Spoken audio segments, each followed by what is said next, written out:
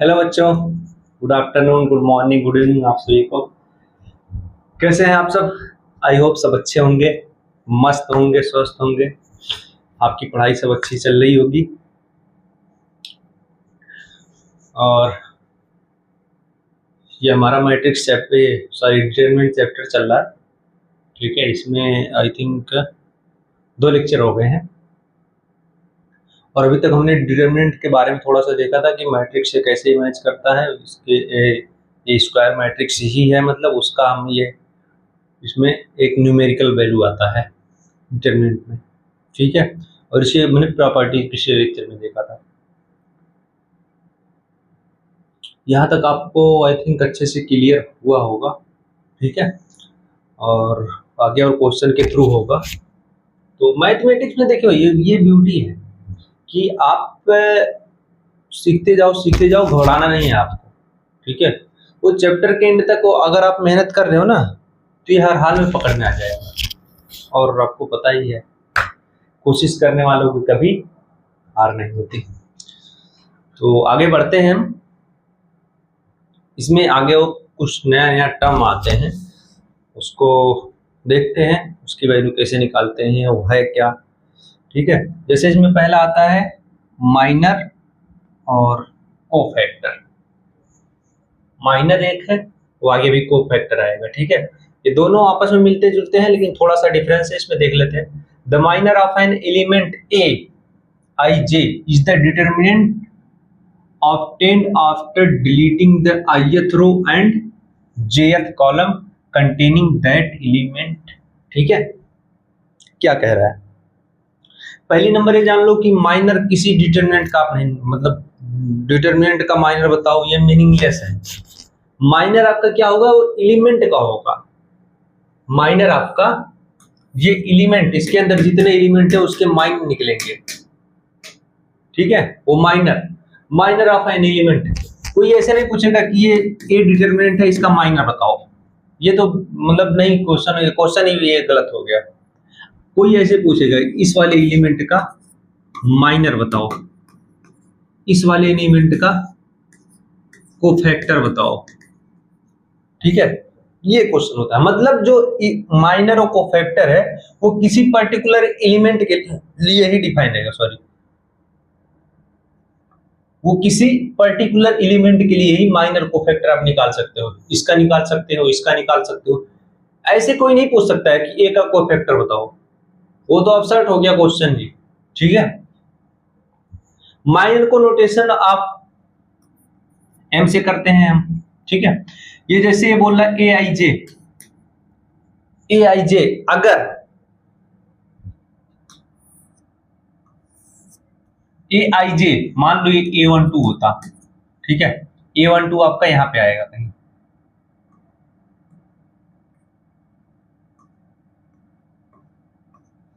ठीक है, ये कह रहा है कि अगर हमें A12 मान लो ये है, इसका हमें अगर माइनर निकालना है, तो ये क्या कह रहा है? Minor of an element A I J, मतलब इसका minor is the determinant obtained after deleting the ith रो। ये इसका कौन सा रो है? पहला रो, मतलब इसको डिलीट कर दो और ith कॉलम, जेथ कॉलम, सॉरी जेथ कॉलम, और ये जे में है, ये जी मतलब जिस कॉलम में है और जिस रो में है, जिस एलिमेंट का आपको माइनर निकालना है या कोफैक्टर निकालना है, तो जिस कॉलम में हो और जिस रो में है उसको डिलीट कर दो। उसके बाद जो बचता है उसका डिटरमिनेंट ले लो। ठीक है, तो ये इसका जैसे हमें देख रहा है, तो ये पूरा डिलीट हो जाएगा और ये पूरा डिलीट हो जाएगा। इसका इससे मल्टीप्लाई कर लो, माइनस इसका इससे मल्टीप्लाई कर लो, ये आपका माइनर आ गया। ठीक है, ये माइनर आ गया किसका? इस वाले एलिमेंट का। इस वाले एलिमेंट का निकालने के लिए क्या होगा? इस वाले एलिमेंट का निकालने के लिए क्या होगा? इस वाले एलिमेंट का अगर हमें माइनर निकालना है, तो ये कॉलम, ये रो डिलीट होगा, ये कॉलम डिलीट होगा। बचा आपके पास क्या? ये इसका मल्टीप्लाई हो जाएगा और ये इसका मल्टीप्लाई करके माइनस इसका मल्टीप्लाई।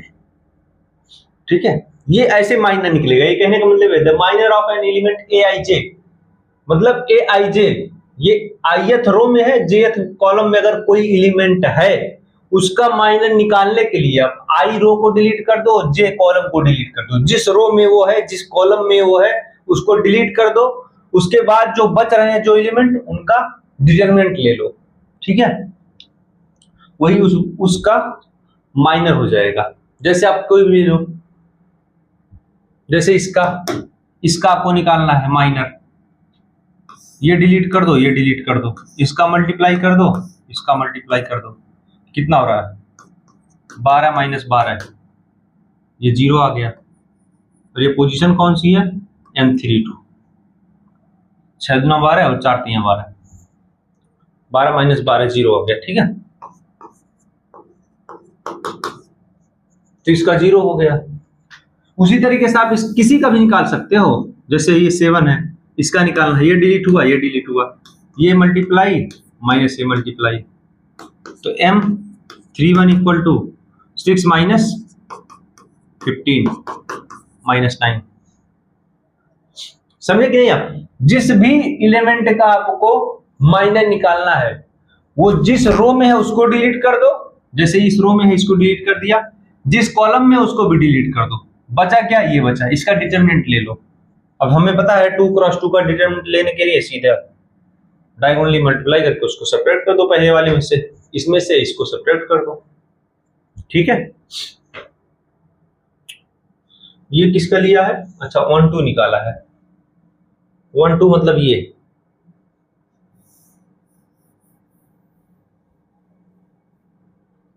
1 2 वाली पोजीशन के लिए M12 निकालना है, मतलब इसका निकालना है, मतलब ये डिलीट हो जाएगा, ये डिलीट हो जाएगा, बचा क्या 4 7 और 6 9, यहाँ पे लिख लिया, इसकी डिटरमिनेंट वैल्यू इसने निकाल के सीधे इसका आंसर आ गया, ठीक है। अब कोफैक्टर की कहानी क्या है, अच्छा ये पहले इसमें एक क्वेश्चन आप देख लेते हैं, उसके बाद हम कोफैक्टर कर सकते हैं। ये जैसे है, हमें एक डिटरमिनेंट दिया हुआ है, लेट्स सपोज ये है ए। अब हमें पूछा क्या है, फाइंड M11, मतलब इसका हमें माइनर पूछा है, इसका माइनर पूछा है, मतलब ये गया, ये गया, सिंपल सा, बचा क्या 5 8 और 6 9। अब इसका डिटरमिनेंट निकालो, ये मल्टीप्लाई हो जाएगा और ये मल्टीप्लाई हो जाएगा, ये हो गया 45 माइनस 48 है, ये हो गया -3, ठीक है। ऐसे M23 के लिए क्या होगा, M23 कौन सी पोजीशन हुई, ये नहीं, ये नहीं होगी, ये है, ये तो M32 हो गई, इसके लिए ये डिलीट हुआ, ये डिलीट हुआ, बचा क्या 1 2 और 7 8, तो ये हो गया 8 माइनस 14 माइनस 6। किसी भी आप एलिमेंट का निकाल लो, ध्यान यही है देना है कि माइनर और कोफैक्टर जो होता है वो एलिमेंट का निकलता है, किसी मैट्रिक्स का, किसी डिटरमिनेंट का नहीं निकलता है, ठीक है।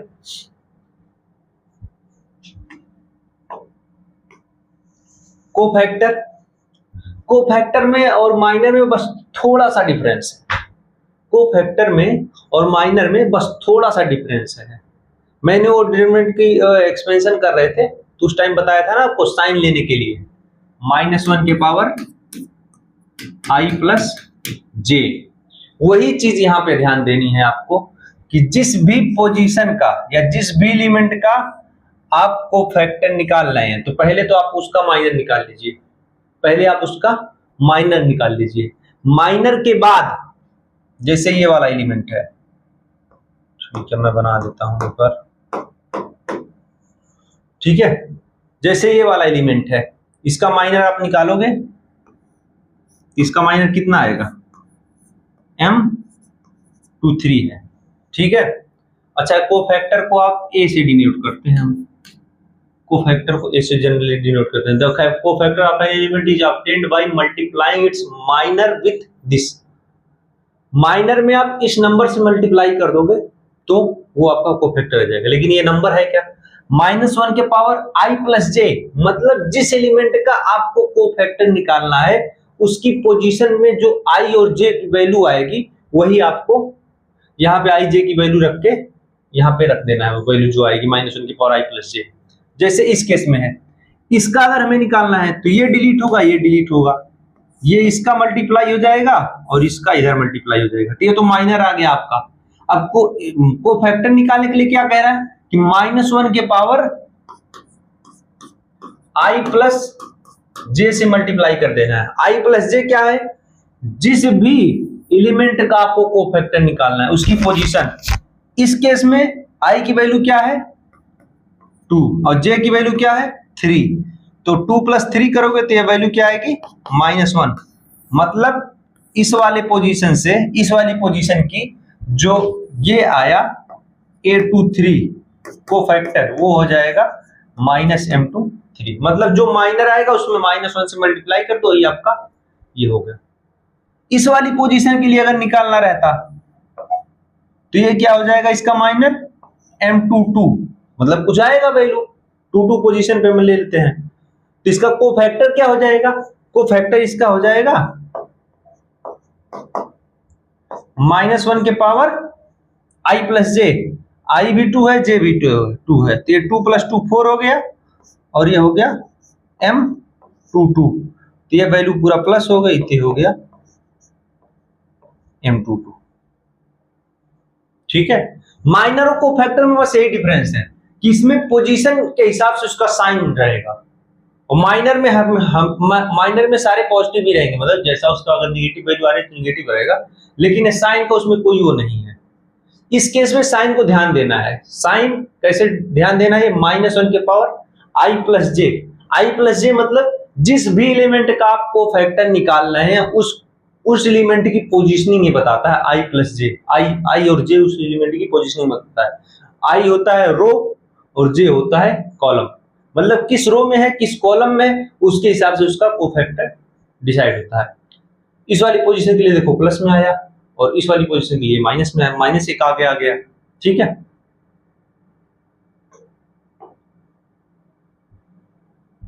Find the cofactor of element 5। ठीक है, 5 कहां पे है हमारा, ये है, तो हमने ये पोजीशन कौन सी है 2 2, तो हमारा A22 क्या हो जाएगा -1 के power i plus J, i plus J क्या होता है इस केस में 2 + 2 हो जाएगा और ये M2 हो जाएगा। इस केस में क्या हुआ, ये +1 हो जाएगा, ये हो गया M22। मतलब हमारा कोफैक्टर जो होगा 5 का जो कोफैक्टर होगा वो माइनर के इक्वल होगा। तो माइनर निकाल दो, ये डिलीट हुआ ये डिलीट हुआ, 2 3 और 7 9, यहाँ से 18 -28 -3 आ गया। ये आपको पता, यहाँ पे इंपॉर्टेंट ये बात है, ये आपको पता चलना चाहिए कि ये -1 के पावर 2 + 2 ये पॉजिटिव, ये कैसे आया, मतलब पॉजिटिव हो गया क्यों, क्योंकि ये हमें 5 का पूछ रहा हो। 5 की पोजीशनिंग ये है कि सेकंड रो में हो सेकंड कॉलम में है, मतलब i की वैल्यू 2 हो गई, j की वैल्यू 2 हो गई और -1 के पावर 2 + 2 ये आपका +1 हो गया। ठीक है, देखो यहाँ पे इसने ये निकाला भी है वही अलग से, तो आपका कोफैक्टर हो गया A22 = -3। किसका कोफैक्टर हुआ है 5 का। Find the cofactor of element 6। अब हमें 6 का निकालना है, 6 का निकालना है तो पहले हम माइनर निकाल लेते हैं 6 का। 6 का माइनर निकालने के लिए इसको डिलीट किए, इसको डिलीट किए। ठीक है, अच्छा ये पोजीशनिंग दिया, ठीक ठीक।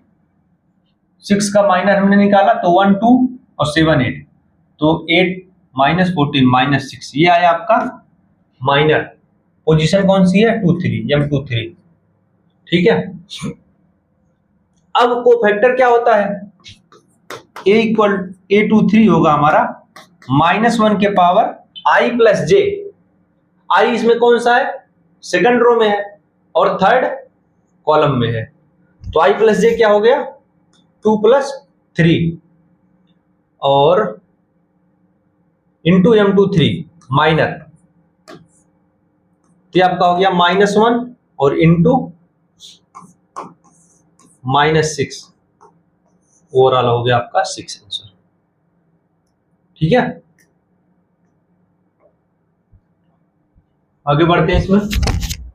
Find the cofactor of all element of the first row. First row के सारे एलिमेंट का कोफैक्टर आपको निकालना है। तो फर्स्ट रो हमारा ये है, इसमें पहले इसका निकालते हैं। तो पहले हमें तो वो निकालना पड़ेगा ना, माइनर ही, माइनर के बाद हम देख लेंगे।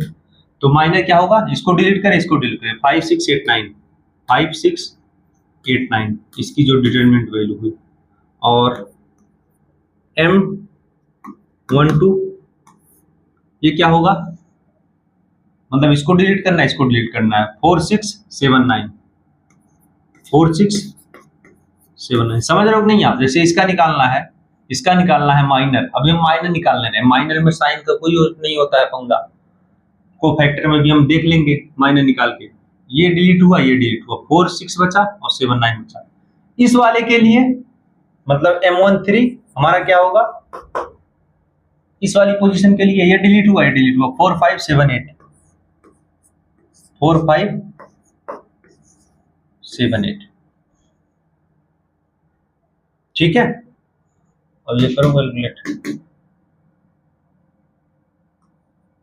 45 माइनस 48, ठीक है, ये हो गया आपका -3, और इधर हो गया 36 माइनस 42,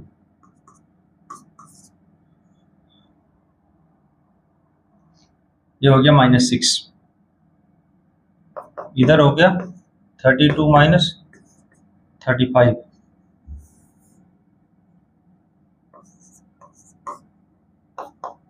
ये हो गए -3। ये आपके हो गए माइनर, पहले रो के सारे एलिमेंट के। इनका कोफैक्टर निकालने के लिए A11 हो जाएगा आपका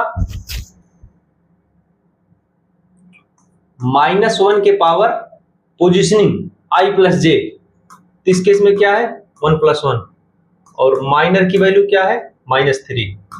ये हो जाएगा, ये तो प्लस हो गया, तो ओवरऑल वैल्यू होगी -3। A12 क्या होगा आपका, A12 ये -1 करोगे तो -1 के पावर 1 + 2 लिख देते हैं, लेकिन इस को आपको डायरेक्ट ही करना है। और माइनर की वैल्यू क्या है -6, ये कितना हो गया -6 इधर से और -1 इधर से, ये 6 हो गया, ठीक है। A13 के लिए इसकी पोजीशनिंग क्या है 1 + 3, ये प्लस हो गया तो, और ये -3 एक है इधर, ये ओवरऑल वैल्यू हो जाएगी -3। अंदर तो प्लस हो जाएगा ही ना।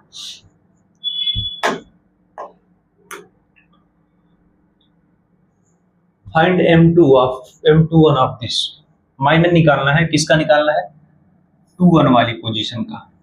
21 वाली पोजीशन का मतलब इसका निकालना है, तो इसको डिलीट करो, इसको डिलीट करो, बचा क्या आपके पास 1 2 8 9, ये हो गया आपका M21। 9 - 16 -7, ठीक है।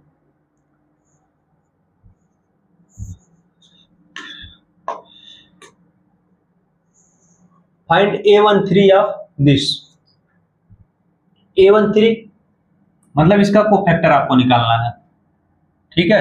कोफैक्टर के लिए पहले आप माइनर निकालोगे, इसको डिलीट कर दिए, तो M13 क्या हो गया आपका 0 7 4 8, ये हो गया आपका 0 - 28, -28 हुआ है, ठीक है। तो कोफैक्टर क्या होता है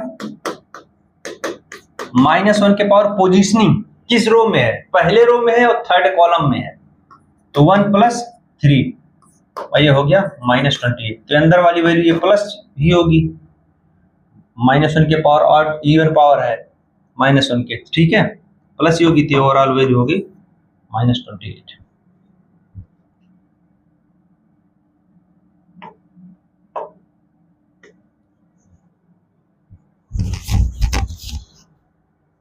find the cofactor of all elements of the second row of this.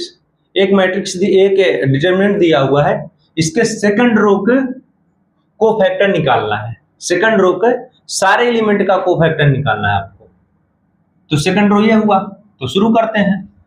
तो ये पोजीशनिंग हुई कौन सी, पहले हम माइनर ही निकालेंगे, M21 निकालना हमें और M22 निकालना है और एक M23 निकालना है।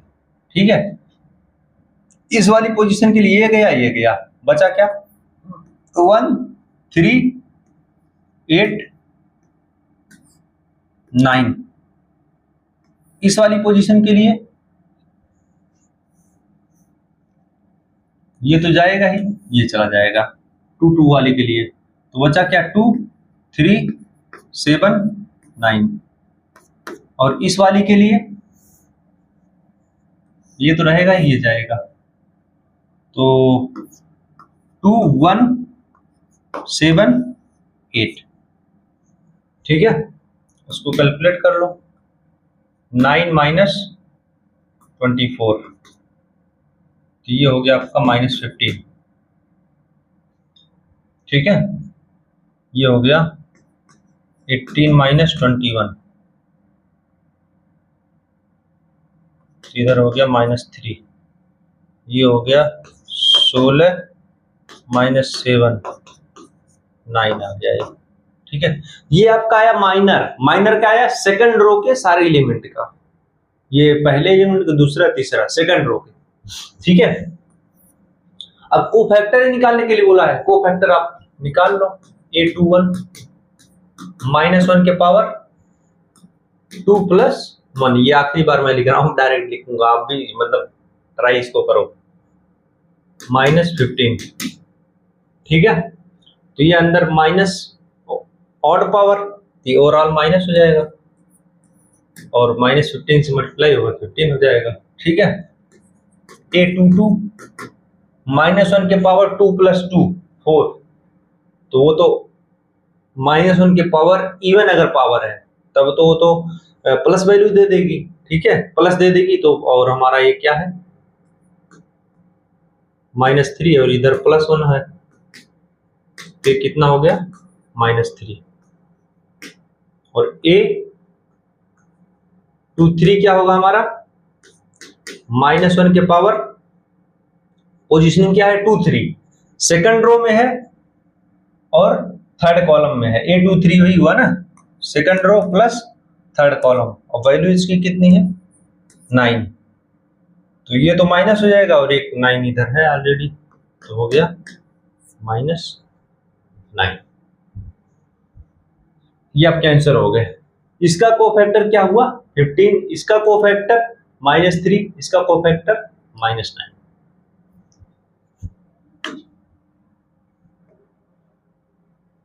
चलिए आपको थोड़ा सा ब्रीफ कर देता हूं, ठीक है, बाकी ये अगले लेक्चर में ही पढ़ेंगे हम, तो आपको परेशान नहीं होना है। Adjoint of A matrix, adjoint of A matrix, अभी हमने आपको इनवर्स जो पिछला चैप्टर था उसमें नहीं पढ़ाया था, क्यों, क्योंकि यही कॉन्सेप्ट उसमें यूज होना है, यही कॉन्सेप्ट उसमें यूज होकर डायरेक्ट वो निकलेगा। ठीक है, तो जैसे ये है एडजॉइंट ऑफ ए मैट्रिक्स, तो basically adjoint of A matrix होता क्या है, the adjoint of A square matrix A is the transpose of its cofactor matrix. ठीक है, पहली नंबर एडजॉइंट को ऐसे रिप्रेजेंट करते हैं, ये हो गया, इसको हम बोलते हैं adjoint of A, adjoint of A. अब ये होता क्या है,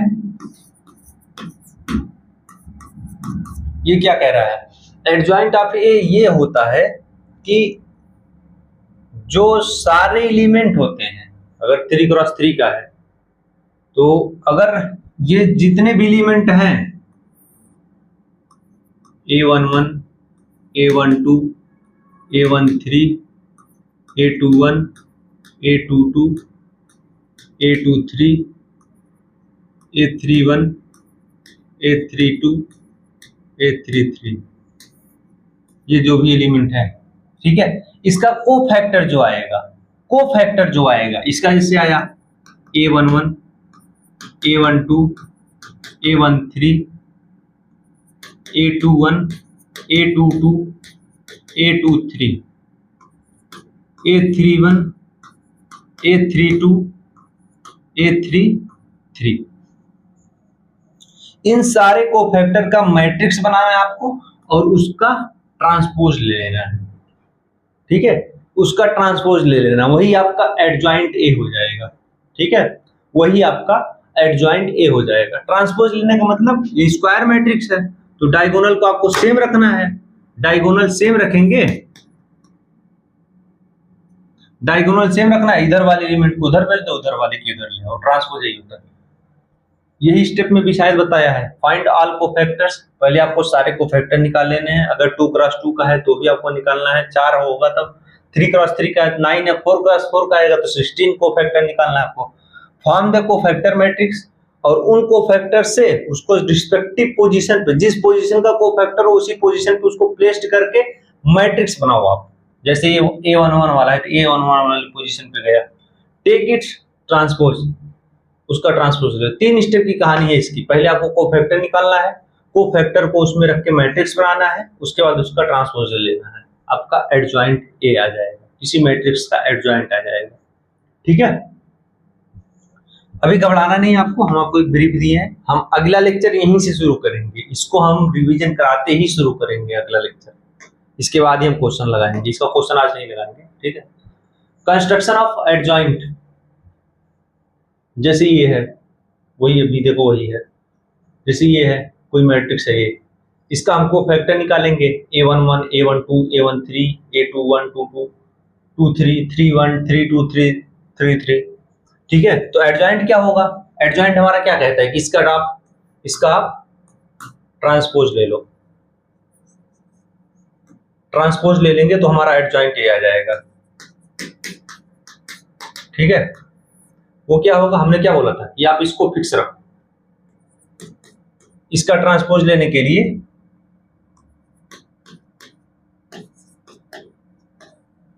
इसको इस वाली पोजीशन पे ले आओ और उसको उस वाली पोजीशन पे लेते जाओ, इसको इस पे, इसको इस पे,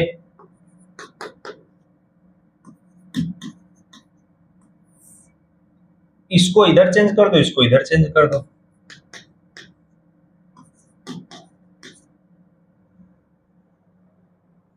देखो यही हो गया आपका, ये आपका एडजॉइंट होता है। ठीक है, तो ये वहीं से हम शुरू करेंगे, एडजॉइंट से ही शुरू करेंगे लेक्चर, आपको घबराना नहीं है। ये तो मैंने बस डाल दिया इसे। ये क्वेश्चन आप लगा लेना, ये क्वेश्चंस आप लगाना, प्रैक्टिस करना, माइनर निकालना है, कोफैक्टर ही निकालना इसमें। ठीक है, ये सब प्रैक्टिस करना, अच्छा हो जाएगा इसको।